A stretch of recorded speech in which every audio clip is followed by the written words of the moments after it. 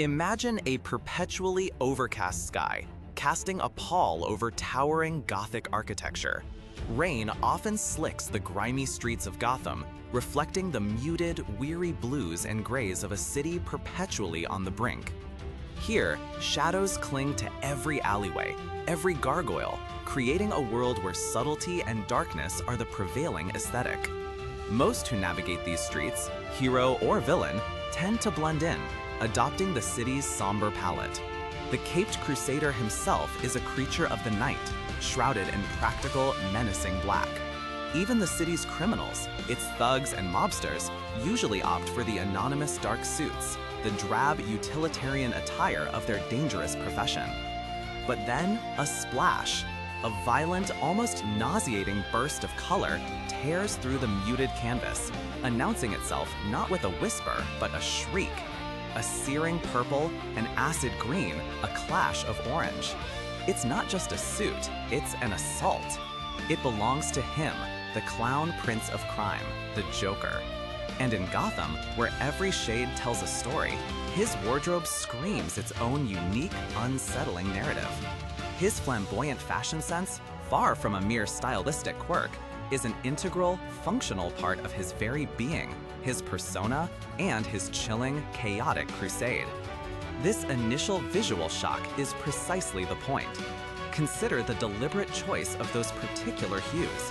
A vibrant, almost regal purple, traditionally associated with royalty or madness, here twisted into something grotesque. A sickly, unnatural green, reminiscent of toxic waste or a decaying jest. And the stark, alarming orange of a clown's wig or a warning sign. These aren't colors that harmonize. They are designed to clash, to grate on the senses, to be jarring and unforgettable. In a city where most aim for an intimidating silhouette or a stealthy presence, the Joker chooses to be seen, to be loud, to be undeniably there. His appearance isn't about blending in, it's about standing out in the most disorienting way possible. This garish palette acts as a visual representation of his fractured, unpredictable personality. He is loud where Gotham is quiet, chaotic where it strives for order, utterly out of place in its grim reality. His suit is a physical manifestation of his disregard for societal norms, for aesthetics, for sanity itself. It's an immediate signal, long before he speaks a word, that the rules of engagement have changed. This isn't a run-of-the-mill bank robbery. This is performance art, a grotesque, unsettling ballet of destruction. And his costume is the opening act. It proclaims his arrival, not as a mere criminal, but as a force of nature, a living, breathing paradox. Indeed, the iconic purple suit, the lurid green shirt, the stark orange vest, they are as much a weapon in his arsenal as his infamous Joker venom or his chattering teeth. Think about it. A well-placed punch from Batman might bruise, but the Joker's appearance, his very presence, disorients the mind. It's psychological warfare. When his victims, or even the Dark Knight himself, encounter that riot of color, it triggers an immediate, visceral response of unease and confusion. It strips away the pretense of a normal encounter, replacing it with an inescapable sense of the absurd and the dangerous. The suit functions as a form of battle armor, not against physical blows, but against the expectations of a rational world. It's a uniform that announces his presence with a flourish, a declaration of intent. He doesn't need to hide in the shadows. His colors are his camouflage, confusing and overwhelming the senses, making him both utterly visible and yet, paradoxically, harder to truly grasp. It's an announcement of his philosophy, that chaos triumphs over order, that laughter can be the most terrifying sound, and that sanity is merely a suggestion.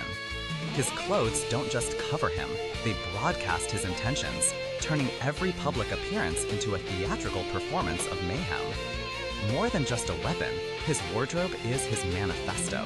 It projects an air of absolute nonconformity and an embrace of pure, unadulterated chaos. In a world of carefully constructed facades and hidden agendas, the Joker is brazenly, unapologetically himself. He doesn't merely break the law, he breaks the very fabric of social expectation. His fashion is a rejection of every conventional standard, a sartorial middle finger to decency, order, and good taste. It's a deliberate provocation, designed to unsettle not just his immediate victims, but the entire moral foundation of Gotham. He's not just a criminal, he's a statement. Every stitch, every clashing hue screams a defiance of the mundane. The suit is a visual representation of his profound belief that life is a joke, a dark comedy to be played out with maximum flair and minimum sense.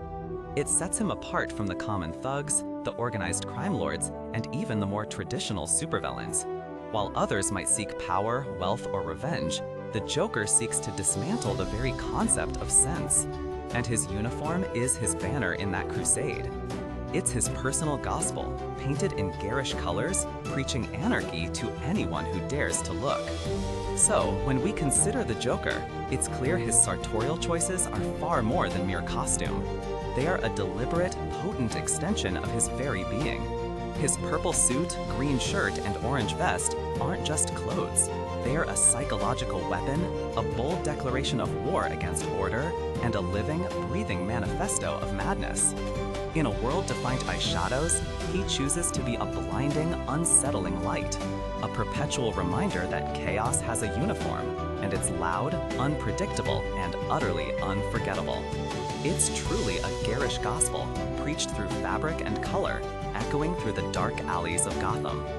I hope this exploration has offered a new perspective on a character we all know. What are your thoughts on how the Joker's appearance influences your perception of him? Do you see his suit as a calculated weapon, or simply another facet of his theatrality? Share your insights in the comments below. And if you enjoyed this discussion, please consider following for more deep dives into the stories and characters that shape our imagination. Thank you for listening.